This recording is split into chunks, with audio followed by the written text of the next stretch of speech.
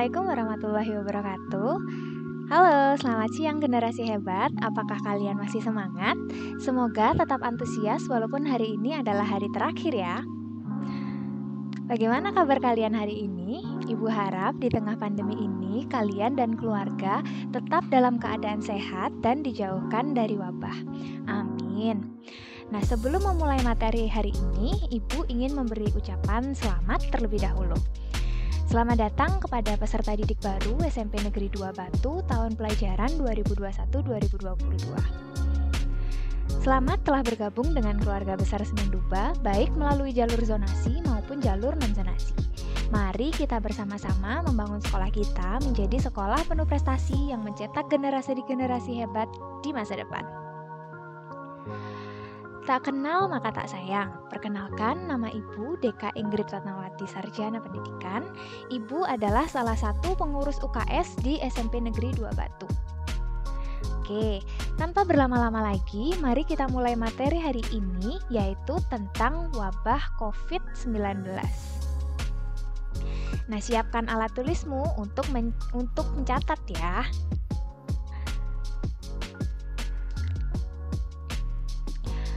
Apa sih pentingnya materi ini? Agar kalian sebagai peserta didik SMP Negeri 2 Batu dapat beradaptasi dengan situasi new normal, sehingga kalian bisa menjadi anak yang tanggap dan peka terhadap keadaan sekitar terkait situasi pandemi ini. Untuk itu, kalian perlu yang pertama, mengetahui cara pencegahan COVID-19. Yang kedua, mengetahui gejala-gejala yang muncul apabila terinfeksi. Nah, yang ketiga, tindakan-tindakan yang perlu dilakukan jika kalian atau orang di sekitar kalian seperti keluarga, tetangga itu mengalami gejala. Nah, untuk itu, hari ini kita bagi materi ini dalam 4 bagian. Nah, yang pertama adalah transmission atau bagaimana cara wabah ini menular, berasal dari mana, proses penularannya, dan sebagainya. Nah, yang kedua itu symptom atau gejala, baik itu gejala umum maupun gejala yang jarang diketemui. Nah, yang ketiga adalah prevention, yaitu tindakan pencegahan. Dan yang keempat atau yang terakhir itu adalah treatment. Treatment ini membahas tentang hal-hal apa yang harus dilakukan ketika kita merasakan gejala-gejala COVID-19. Oke, langsung saja ke materi yang pertama, yaitu tentang transmission. Dari mana asal dari wabah ini dan bagaimana cara penularannya. Nah, virus corona adalah keluarga besar virus yang biasanya atau awalnya itu adalah menginfeksi burung dan mamalia. Nah, virus corona ini bersifat zoonosis. Artinya, virus ini dapat ditularkan antara hewan atau antar manusia. Nah, sebenarnya virus ini sudah ada sejak lama. Nah, selama 70 tahun terakhir, para ilmuwan telah menemukan bahwa virus corona ini menginfeksi tikus, anjing, kucing, kalkun, kuda, babi, dan hewan ternak lainnya. Nah, terkadang hewan-hewan ini dapat menularkan virus corona ke manusia. Contohnya pada saat tahun 2002-2003 itu terdapat pandemik SARS, itu juga disebabkan oleh virus yang ditularkan dari hewan ke manusia. Dan pada tahun 2015 itu ada MERS di Korea Selatan. Nah, pada tahun 2019 pada bulan Desember di Wuhan, Cina muncul virus corona terbaru yang diberi nama SARS coronavirus 2 atau SARS-CoV-2. Nah, virus ini menyebabkan penyakit coronavirus disease 2019 atau kita singkat dengan COVID-19. Nah, maksudnya SARS-CoV-2 ini adalah nama virusnya, sedangkan COVID-19 adalah nama penyakitnya. Nah, dengan munculnya virus corona terbaru yang menyebar antar manusia ini, WHO mendeklarasikan COVID-19 ini sebagai pandemi global. Nah, umumnya COVID-19 ini menginfeksi saluran pernafasan, terutama paru-paru, sehingga dapat menyebabkan pneumonia, radang paru-paru, sampai sindrom kesulitan pernafasan akut. Tetapi virus ini juga bisa menginfeksi saluran pencernaan. Inilah mengapa beberapa pasien menunjukkan gejala pencernaan seperti diare atau sembelit. Penularan antar manusia itu yang pertama dapat terjadi melalui kontak langsung jarak dekat, yaitu pada jarak 1-2 meter. Nah, ini maksudnya orang yang terinfeksi itu mengeluarkan droplet, atau droplet itu adalah butir-butir tetesan cairan. Ini keluar dari hidung atau mulut yang menyebar saat batuk, bersin, atau meler. Nah, droplet ini kemudian mengenai hidung, mulut, atau mata kita karena tadi kontak langsung jarak dekat. Nah, penularan yang kedua itu bisa juga terjadi melalui kontak tidak langsung. Maksudnya, misalnya orang yang sudah terinfeksi COVID itu mengeluarkan droplet lewat bersin atau batuk, kemudian dropletnya ini menempel pada permukaan benda. Nah, kita menyentuh permukaan benda tersebut dan misalnya tanpa sengaja menyentuh bibir, menyentuh hidung atau menyentuh mata, sehingga kita bisa terinfeksi secara tidak langsung lewat permukaan tadi. Nah, berapa lama virus ini dapat bertahan di permukaan benda?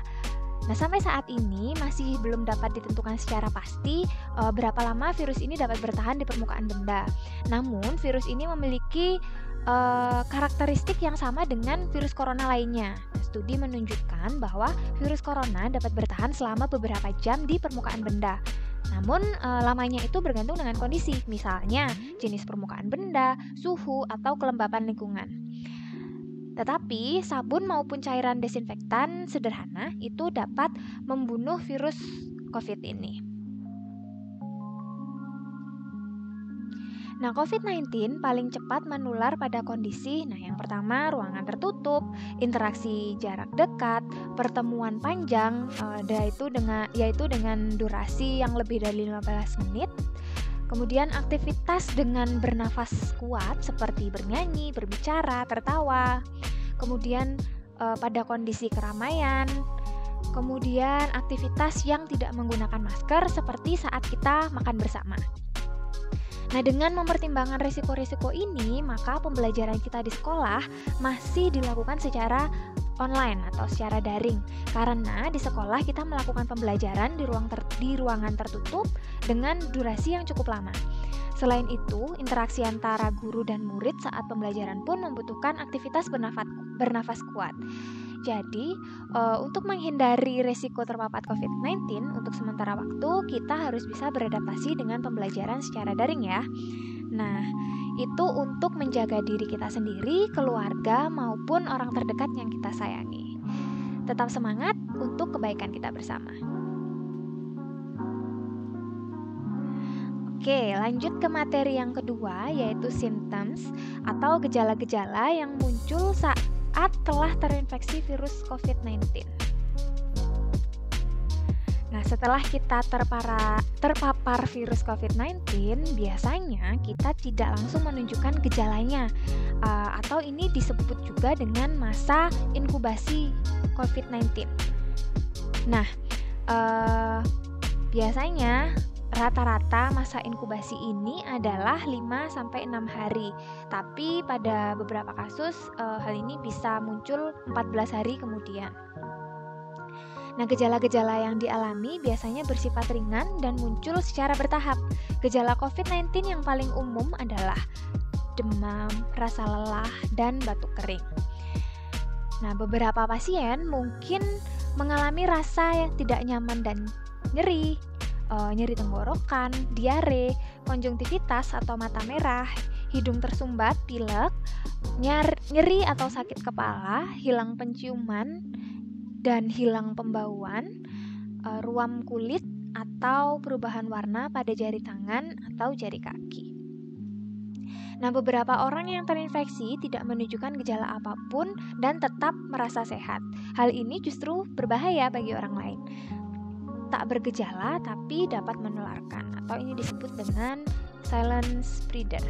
Sehingga disarankan bagi kontak erat dengan orang yang telah terinfeksi untuk tetap di rumah walaupun tidak menunjukkan gejala. Nah, kita sudah masuk ke bagian yang ketiga, yaitu prevention atau tindakan pencegahan. Nah, apa saja yang bisa kita lakukan atau hindari untuk menurunkan risiko COVID-19? Yang Pertama, kita bisa stay at home atau tetap di rumah dan membatasi aktivitas keluar rumah. Meskipun demikian, terima kasih kepada kemajuan teknologi, kita masih tetap bisa menjaga komunikasi secara online. Seperti sekarang, kalian tetap bisa mengikuti masa pengenalan lingkungan sekolah meskipun dari rumah dengan menonton video di YouTube. Nah, yang kedua, kalian harus selalu memakai masker baik dalam keadaan sehat maupun keadaan kurang enak badan. Nah, gunakan double masker, yaitu perpaduan antara masker bedah dan masker kain. Kemudian, kalian harus selalu menjaga jarak minimal 1,5 meter. Lakukan CTPS, yaitu mencuci tangan dengan sabun setiap sebelum dan sesudah melakukan aktivitas. Jika dalam keadaan terpaksa tidak menemukan fasilitas untuk cuci tangan, kalian bisa menggunakan cairan hand sanitizer dengan kandungan alkohol minimal 70%. Lalu jangan lupa selalu membersihkan setiap permukaan yang sering tersentuh, misalnya gagang pintu, gadget, meja kursi, dan lain-lain. Lakukan secara rutin menggunakan cairan desinfektan. Dan yang terakhir dan gak kalah penting, kalian juga harus menghindari kerumunan sebisa mungkin, karena dapat meningkatkan risiko terinfeksi. Nah, salah satu bentuk pencegahan yang telah disebut tadi adalah memakai masker. Namun, sayangnya masih banyak yang menggunakan masker dengan cara yang kurang tepat. Nah, kalian harus menggunakan masker itu untuk menutupi hidung dan mulut. Nah, pemakaian masker yang paling dianjurkan adalah double masker, yaitu masker bedah yang dipadukan dengan masker kain. Nah, pastikan masker bedah yang digunakan itu berisi kawat tipis di bagian atas masker sehingga dapat ditekan mengikuti bentuk hidung. Kemudian, lapisi dengan masker kain yang terdiri dari 3 lapis kain. Pakailah masker kain yang ukurannya pas sehingga tidak ada udara yang mengalir dari sisi samping dan sisi atas masker. Apabila masih udara yang mengalir, atur kembali dan kencangkan posisi masker. Pastikan kalian tetap dapat bernafas dengan nyaman dan tidak pusing. Nah, jangan lupa cuci tangan sebelum dan sesudah memakai masker. Ganti masker setiap 4 jam sekali. Nah, ini yang perlu diperhatikan, masker bedah itu harus selalu dibuang setelah 1 kali pakai. Nah, sedangkan masker kain masih bisa digunakan kembali setelah dicuci dengan bersih. Pemakaian double masker ini dapat menahan 85,4% virus dan bakteri. Nah, apabila kalian terpaksa tidak bisa menggunakan double masker, kalian bisa menggunakan 1 lapis masker bedah yang disimpul dan diselipkan. Masker bedah yang disimpul dapat menahan 77% virus dan bakteri. Penggunaan masker bedah yang didobel atau masker kain yang didobel itu tidak disarankan karena yang terpenting bukanlah ketebalan masker, namun kerapatan masker agar tidak ada celah udara masuk ke mulut atau hidung tanpa penyaringan. Kemudian, bentuk pencegahan lain yang penting untuk diperhatikan adalah cuci tangan.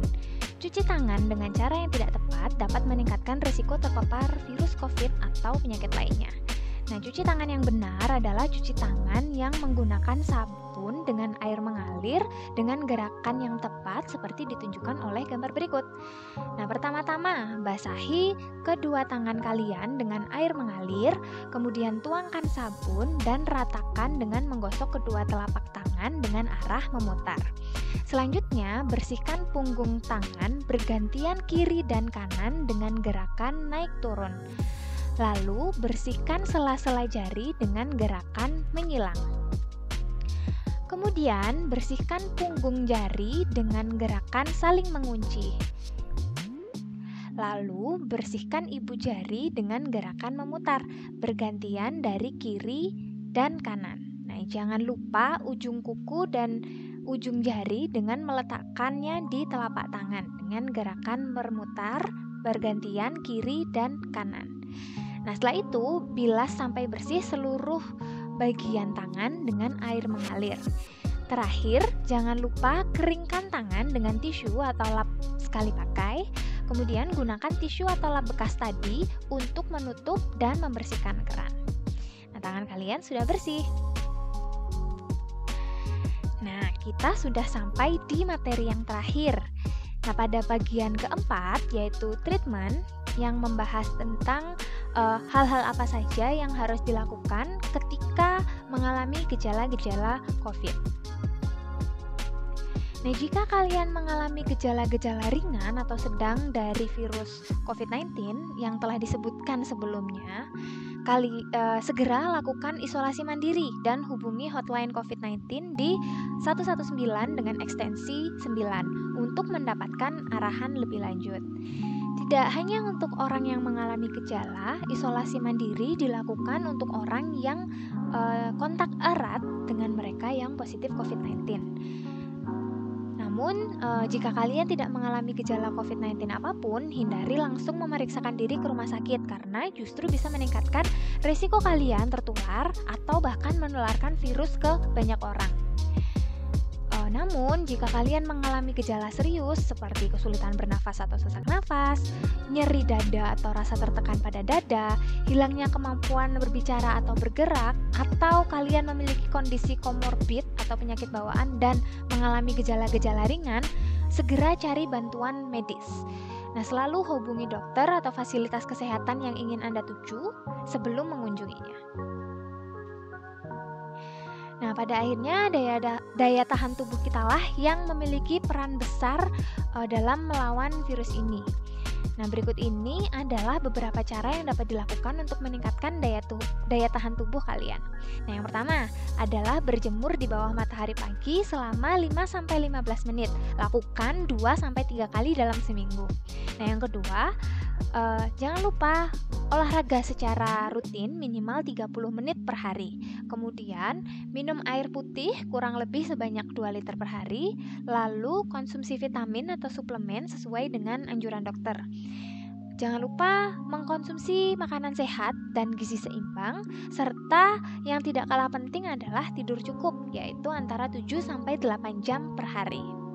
Nah, selesai sudah materi kita tentang COVID-19. Nah, sekarang lanjut ke tugas. Yang pertama, kalian siapkan alat tulis kalian, yaitu kertas folio bergaris dan juga ballpoint. Tuliskan identitas kalian, yaitu nama dan gugus.